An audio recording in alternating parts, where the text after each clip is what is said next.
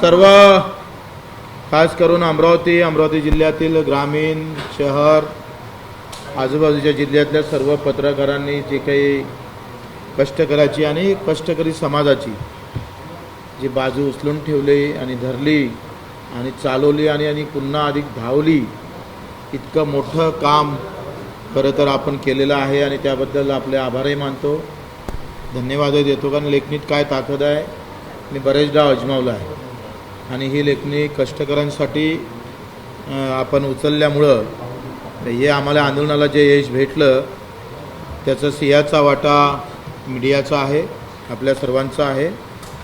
आणि ज्या उद्देशातून आम्ही हे एकंदरीत आंदोलन सुरू केलं होतं, तर देशामध्ये धार्मिकता आणि त्याची कट्टरता हे तुम्हाला नेहमीच पाहायला भेटतं. महाराष्ट्रामध्ये ओबीसी आणि मराठा अशाही लढाया आपण पाहतोय. जातीत हा महाराष्ट्र लढताना आपण पाहत आहोत.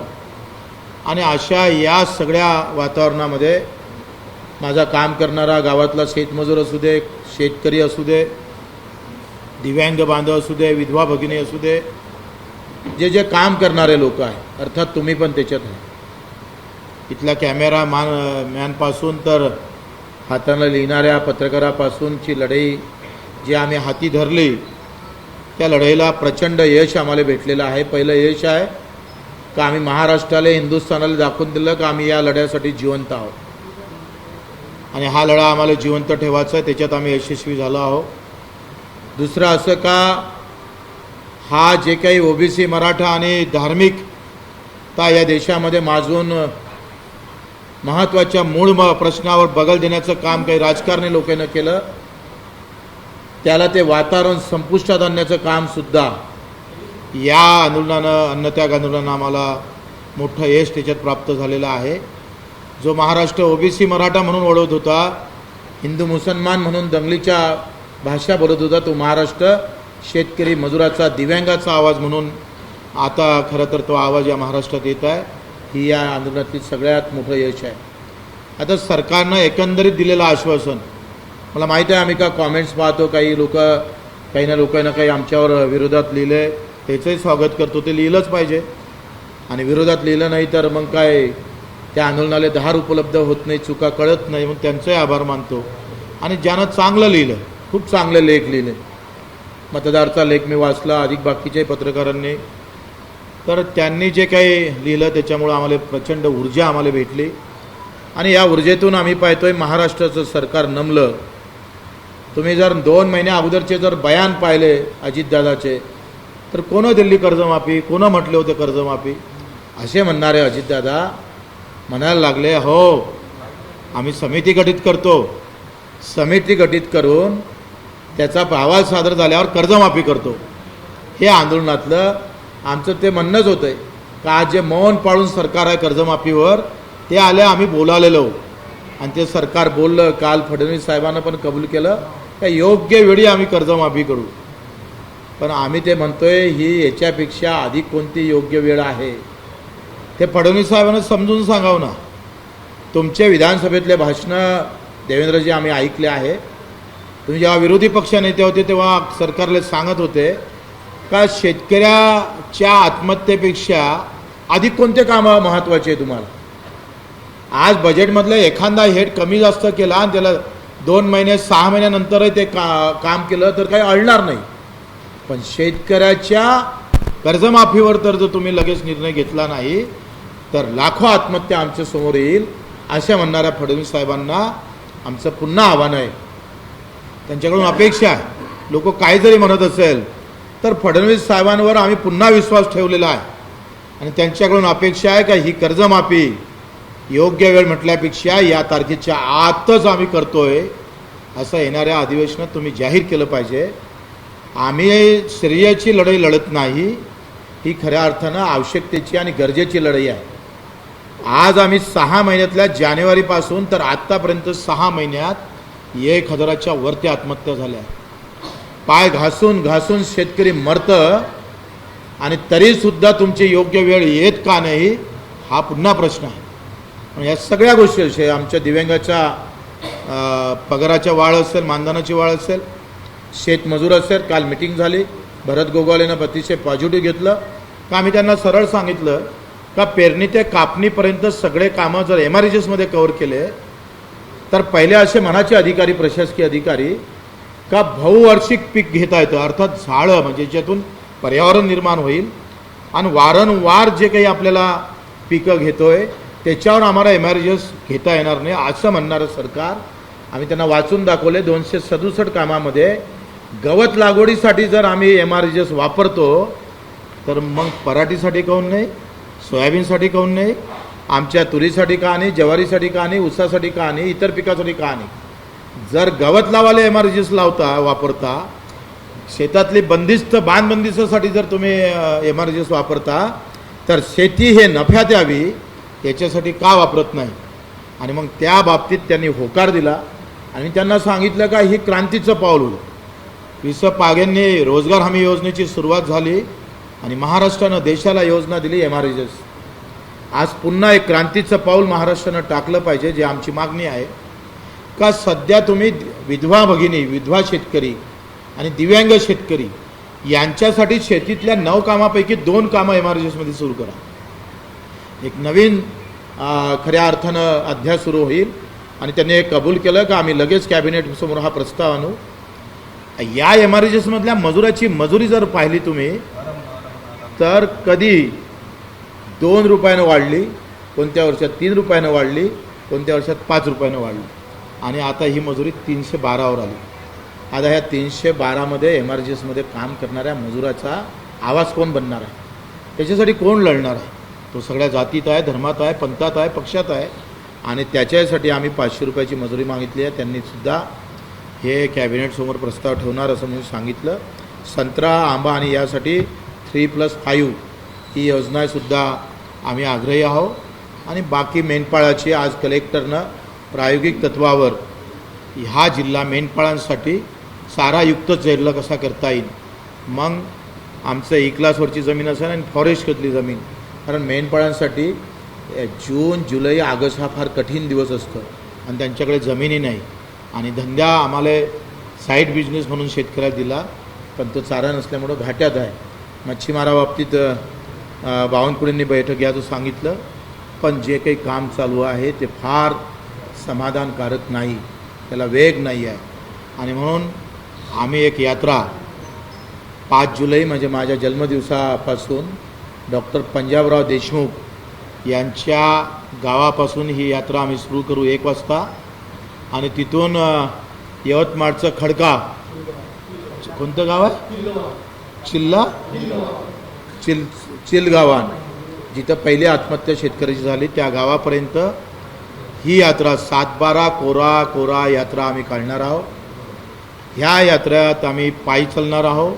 150 ते 200 किलोमीटर एकूण यात्रेचा प्रवास राहील आणि पुन्हा शेतकऱ्यांसोबत संवाद साधून आता आत्महत्या नाही, लढणं शिकावं. माझ्या शेतकऱ्याच्या आत्महत्या थांबल्या पाहिजे.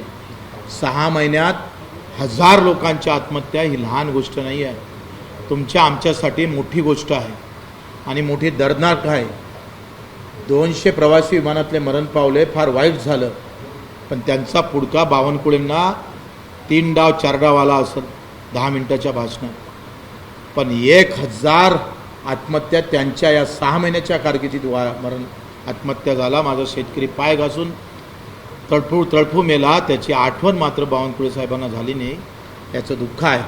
आणि म्हणून हे दुःख कायमचं नष्ट व्हावं.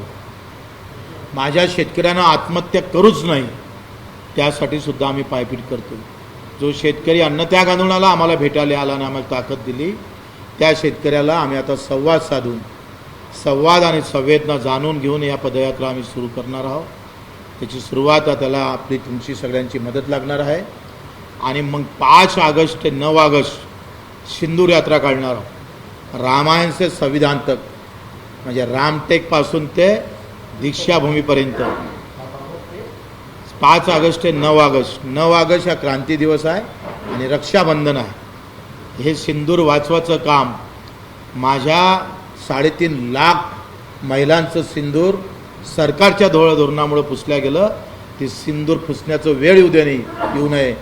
दीक्षाभूमीवर आम्ही 9 ऑगस्टला मोदी साहेब आले तर फार चांगलं, देवेंद्रजी आले तर फार चांगलं, त्यांचे प्रतिनिधी आले तर त्याच्यापेक्षा चांगलं, नाही आले तर त्यांच्या पोस्टरला आम्ही सगळ्या आत्महत्याग्रस्त भगिनी राखी बांधून त्यांना आम्ही आवाहन करणार आहोत। आणि मग या 2 यात्रेची आम्ही आता त्याची पूर्ण बांधणी केली। सरकारला कुठल्याही परिस्थितीत आम्ही मांडलेल्या मुद्द्यापासून बाहेर जाऊ देणार नाही, काही झालं तरी बेहत्तर। अन्नत्यागानंतर पुन्हा एक अहिंसेची लढाई, पुन्हा आम्ही पाहतोय आत्मसमर्पित लढाई आम्ही लढतोय आमच्या कार्यकर्त्यासह शेतकऱ्यासह। त्या लढाईला आपण सर्वांनी सहभाग द्यावा अशी विनंती करतो आणि थांबतो। हो, आत्ताच राहुल गांधींनी एक ट्विट केलेलं आहे, मुख्यमंत्री देवेंद्र फडणवीस यांच्या मतदारसंघात 5 महिन्यात तब्बल 8% मतदार वाढलेले आहेत, कसं पाहताय? मला वाटते हा फार संशोधनाचा विषय आहे आणि फार तितकाच मला वाटते गंभीर पण आहे।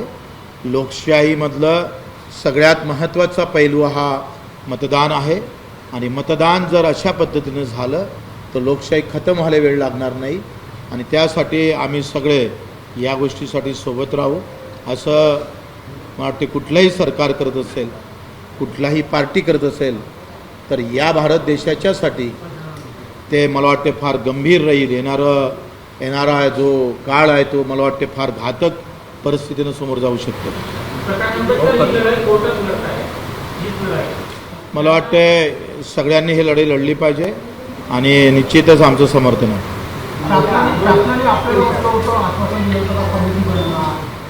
आता 15 दिवस सांगितलं। काल उदय सावंतजीचा फोन आला होता, बावनकुळेचा फोन आला होता, ते म्हणत होते का सोमवार मंगळवारी आज आम्ही बसून ते समितीचं हे करतोय, पाहू वाट पाहू, नाही तर आंदोलन तर काही थांबवलं नाही आपण।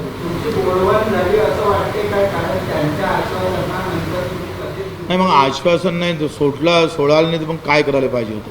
म्हणजे 50 शेतकरी आमचे माधव थे मरू द्यायचे होते, मलाही दफन व्हायचं होतं, किंवा मग कार्यकर्त्याला चक्काच्या मांदोळ करून गुन्हे दाखल होऊ द्यायचं होतं, असं म्हणायचं आहे का तुम्हाला?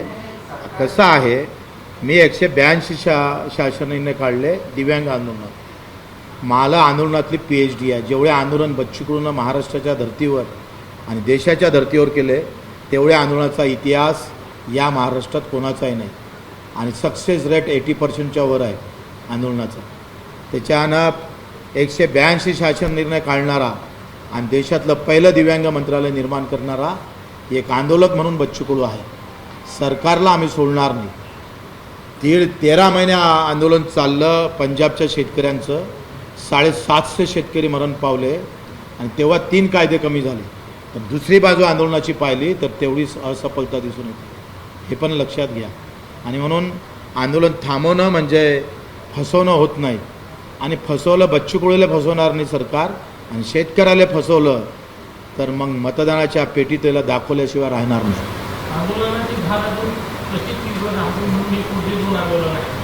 नाही हे अभि तो टेलर होता, आता हा पहिला भाग सुरू आहे। एंड फार व्यवस्थित होईल आणि त्या एंडमध्ये माझ्या शेतकऱ्याला खिशात पैसे आल्याशिवाय राहणार नाही।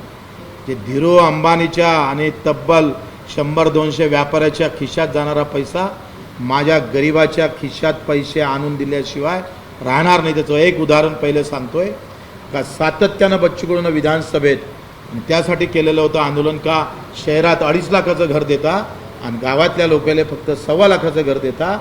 या सगळ्या आंदोलनातल्या ती मागणी आमची होती।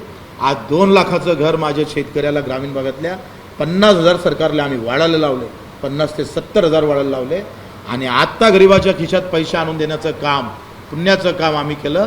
त्याच्यात तुमचंही पुण्य तेवढंच महत्त्वाचं आहे। लोकांच्या घरात पैसा झेंडा दाखवून सत्तेत येणाऱ्या पार्ट्याला आम्ही सांगू का हा झेंडा उचलू आणि तुमच्या तिजोरीतला पैसा गरिबाच्या घरापर्यंत नेल्याशिवाय राहणार नाही, हा आमचा बाणा आहे। आणि हा बाण्यासाठी आम्ही काही पण कुठेही पण आणि कुठल्याही स्तरावर आंदोलन करायला तयार आहोत।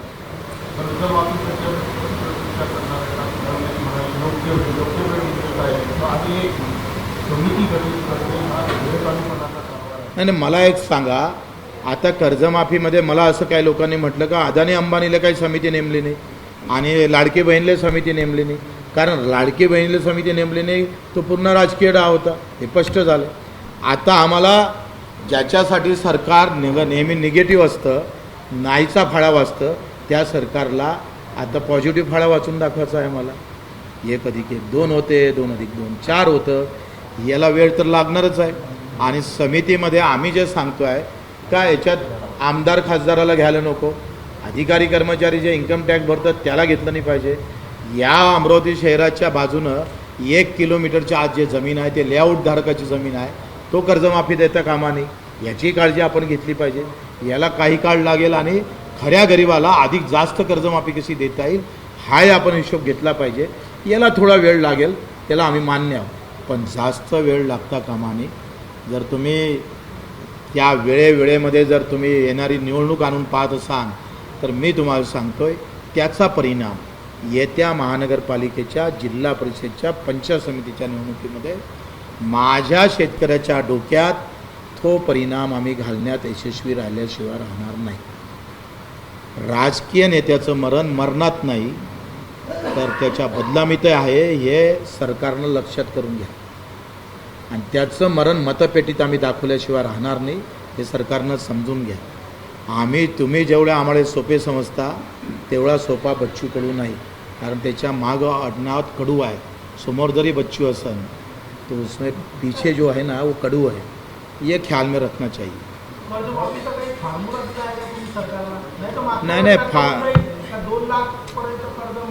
नाही 7-12 कोरा म्हटलं आहे आणि आमची यात्रा 7-12 कोराची आहे. त्याच्यानं करायचं असेल तर कोराच करावं लागेल. आणि ज्यानं कर्ज भरलं त्याला पण पैसे द्यावं लागेल. आणि आता सक्तीची वसुली, खास करून कुठल्याही बँकेच्या मॅनेजरनं सक्तीची वसुली कर्जमाफी होईपर्यंत केली तर त्याच्या थोबाळ्यात मारल्याशिवाय राहणार नाही. आम्ही त्याच्यासाठी एक आंदोलन मुंबईच्या मेन बँक ब्रँचमध्ये पण करणार आहोत. माझी बँक, मी अध्यक्ष आहे, तेपर्यंत सक्तीची वसुली होणार नाही.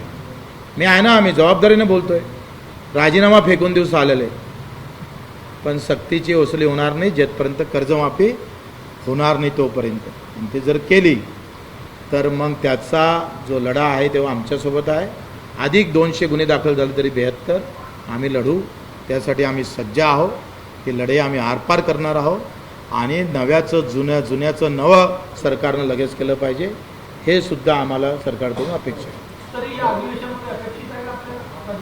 या अधिवेशनमध्ये मला वाटतं सगळ्या शेतकरी, मजुरांनी, दिव्यांगांनी, सगळ्या आमदारांना SMS करा का तुम्ही कोणत्याही पार्टीचे असू द्या, पण जर कर्जमाफीचा ठराव विरोधी पक्ष नेत्यांना आणला तर सगळ्या पक्षातल्या आमदारांना तो ठराव मंजूर करावा. एवढं जरी विधानसभेतल्या ज्या शेतकऱ्यांचं मत ज्या आमदाराला पडलं आणि शेतकऱ्याचे मतं घेणाऱ्या आमदारांना एवढं करावं आणि त्याच्याकडून सरकार लोकांना करून घ्यावं, हे सुद्धा अपेक्षा आहे.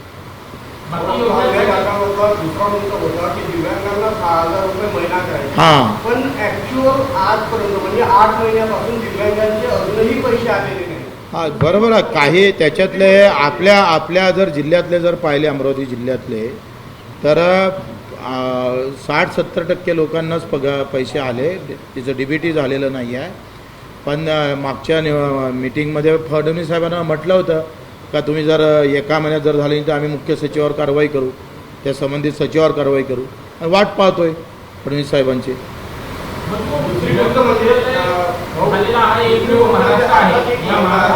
काय एक मिनिट, काय दिव्यांग मंत्रालय झालेला संपूर्ण देशातला महाराष्ट्र हा एकमेव देश आहे. तरीही दिव्यांगांचे जर प्रश्न निकाली लागत नसेल तर हे मंत्रालयाचा फायदा काय आहे? नाही, माझं काय म्हणणं आहे, व्यासपीठ आपण तयार केलं. मंत्रालय म्हणजे व्यासपीठ आहे.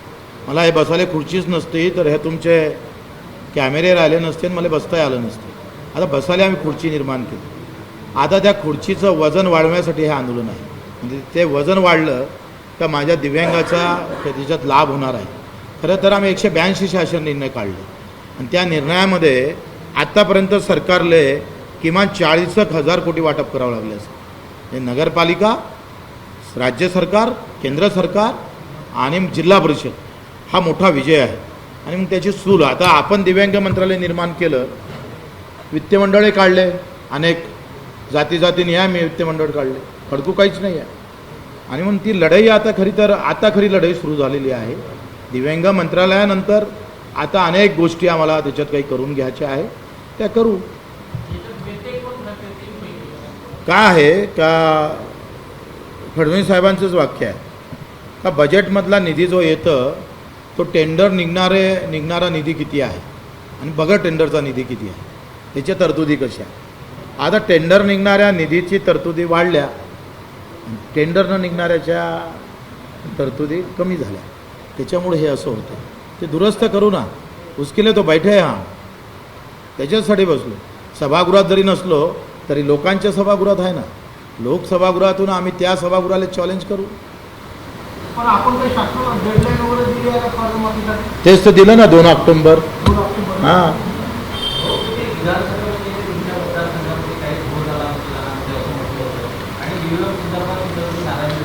कायच्या बाबतीत? हां हां,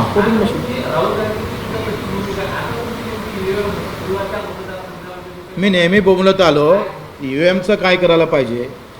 जर खरे मर्द असन तर हे जर मर्द असन आणि याचा कोणाचाही आता बोलू नये तो बदलला नसन तर, आणि हे खरे राम भक्त अगर होंगे, कारण हे काँग्रेसचं पाप आहे भाऊ EVM, आणि भाजपनं त्याचा वटवृक्ष केला आहे. हे जर पाप आमच्या हाती आलं नसतं देशात तर आज हे बोंबलाची गरज राहिली नसती. माझं काय म्हणणं आहे का मशीन तशीच राहू द्या, EVM मशीन, पण तो VVPAT येतो ना आपल्या हाती पांढरा, तो आपल्याला दिसते, हाती नाही येत, तो हाती आला पाहिजे, त्याच्यावर बॅलेट क्रमांक असला पाहिजे आणि आपली सही असली पाहिजे, आणि तो VVPAT बाजूच्या मतपेटीत टाकला पाहिजे. म्हणजे इकडे मोजणी करा आणि काही संशय असेल तर मतपेटी मोजा, एवढं साधं करायचं आहे. सरकार डरती है, सरकार, तुम्ही सांगा, सरकार मुगरुरीनं, म्हणजे ते काय म्हणतं, एखाद्या तानाशाही का सारखं वागतं. त्यांना माहिती आहे का मतदानाची मशीनच आमच्याजवळ आहे, तुम्ही बोंबला किती बोंबला तर. तुम्हाला असं म्हणायचं आहे की जे पाप EVM काँग्रेसनं आणलेलं आहे, जे पाप तुम्ही म्हणता, त्या पापाच्या नीच काँग्रेस ठरली. हां, आता ते कसं आहे, तेव्हा मोदीजी बोंबलत होते EVMच्या विरोधात, आता राहुलजी बोंबलतात. असंच आहे ना, शेतकऱ्याचं विरोधात असले तर शेतकरी आणि सत्तेत असले तर दुसरेच मानकरी. मी का, मला आत्ता सध्या त्या आंदोलनापेक्षा हे आंदोलन फार महत्त्वाचं वाटतं. आणि वेळ आली तर मग आमचं आंदोलन वेळेवर, निवडणुकीच्या वेळेवर, अगोदरच्या दिवशी तुम्हाला सांगू. बाकीच्या योजनांसाठी समिती गठीत केलेली असं तुम्ही म्हणता, पण या कर्जमाफीसाठी समिती गठीत करता म्हणजे सरकार वेळकाळूपणा करते आहे का? माझं काय म्हणणं आहे, आम्ही आमचं कर्तव्य करतो आहे. माझ्या शेतकऱ्याला माझ्या आंदोलनानं दिलासा देण्याचं काम करतो आहे, त्याला त्याचा आवाज बनण्याचं काम करतो आहे, त्याला एकत्रित करण्याचं काम करतो आहे, आणि त्यामधून आत्महत्या कमीत कमी होणार नाही हाही प्रयत्न करतो आहे. आता सरकारनं कर्तव्यापासून जर दूर झालं, आम्ही शांततेच्या आंदोलनात जर सरकार तयार होत नसेल आणि जाणीवपूर्वक आम्ही हिंसेचं आंदोलन करावं असं जर षडयंत्र जर सरकार करत असेल तर त्याचं पाप सरकारला भोगावं लागेल. तुम्ही दोन्ही सरकारमध्ये, उद्धव ठाकरेंच्या सरकारमध्ये ते शिंदे कोणतं योग्य वाटतं याच्यामध्ये? असा काही ॲनालिसिस करणारा मी काही तज्ज्ञ नाही. मी वखर आपला जमिनीवरचा. बरेच शेतकरी असे म्हणतात की उद्धव ठाकरे साहेबांच्या ज्यांनी शब्द दिला होता त्यांनी सरसकट माफ केले, यांनी म्हटल्यानंतरही माफ नाही केले, म्हणजे तुम्ही त्यांच्यासोबत होते, शिंदेसोबत. छत्रपती कर्जमाफी योजना, नंतर महात्मा फुले कर्जमाफी योजना दोनही आल्या, आणि दोनही योजनेतली आजही 25% रक्कम शेतकऱ्याच्या खात्यात गेली नाही, ही वस्तुस्थिती आहे. त्याच्यानं मला वाटते आम्हाला आमचा विषय राजकारणी नसून शेतकऱ्याच्या मुद्द्याचा विषय आहे, आणि आमच्या काही बोलण्यानं त्या शेतकऱ्याचं नुकसान होऊ नये हे पथ्य आम्हाला पाळावं लागणार आहे. आम्ही दोनही सरकारवर विश्वास ठेवून आहे, विरोधी पक्षावरही विश्वास ठेवून आहे, आणि सत्तेतल्या लोकांवरही. या दोनही विश्वासानं ही शेतकऱ्याची मजुराची लढाई जिंकली पाहिजे, अर्थात त्याच्या खिशात पैसा गेला पाहिजे. जेवढं लुटलं तेवढं सरकारच्या तिजोरीतून काढायचं आहे. ओके, धन्यवाद. आभारी आहोत. एक प्रश्न हां हां तुमचं उपोषण स्थगित होते, उपोषणाची सांगता होती, त्यानंतर तुमचं बँकेचं अध्यक्षपदाची अपत्रता येते आणि नंतर तुमचं स्टेटमेंट यही तो मजा है. कुछ भगत सिंह बनने के दिन आ रहे हैं तो फिर हमको खुशी आहे. अहो माझं काय म्हणणं आहे, ते पद गिरीवर बच्चू कडू नमणारा असता तर आतापर्यंत कोणत्या पार्टीत पाठिंबा घेऊन उभा राहिला असता ना. बच्चू कडू 20 वर्षाच्या 25 वर्षाच्या राजकारणात ना राष्ट्रवादी ना भाजप ना काँग्रेस कुठल्याही पक्षाचा पाठिंबा न घेता हारनं कबूल केलं, नो पाठिंबा. त्याच्यानं ही लढाई माझ्या शेतकऱ्याच्या अस्तित्वाची आहे. त्यासाठी आमच्या शरीरावर जर घाव जरी टाकले, बंदुकीच्या गोळ्या जरी चालवल्या, बच्चू कडू हटणार नाही. माझ्या बापाला वाचवायचं आहे. तुमच्या आमच्या धामणीमध्ये जे रक्त वाहतं ना, तो माझ्या शेतकरी अन्नदात्या शेतकऱ्यामुळं वाढतं, त्या मजुरामुळं वाढतं, हे लक्षात ठेवा. आणि म्हणून हे पाप जर सरकार कोणी करन तर यांना एवढे आम्ही पाहतोय, ते म्हणतं ना कोणतं खजूर होतं ढुंगणाले, तसे झाल्याशिवाय राहणार नाही. एबीपी माझा, उघडा डोळे बघा नीट.